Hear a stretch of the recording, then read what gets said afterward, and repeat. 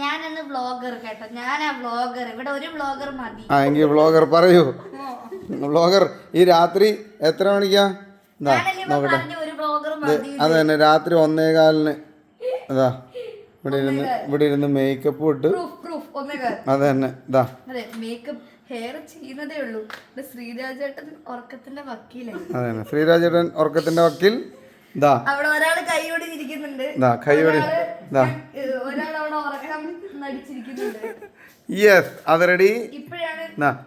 കേരളത്തിലെ ഏറ്റവും തിരക്കുള്ള മേക്കപ്പ് ആർട്ടിസ്റ്റ് ശ്രുതി ശ്രീരാജ് നട്ടപ്പാതിരിക്ക് വന്നിട്ട് മേക്കപ്പ് ചെയ്ത് കളിക്കുന്നുണ്ട്. ഇതെല്ലാം കഴിഞ്ഞിട്ട്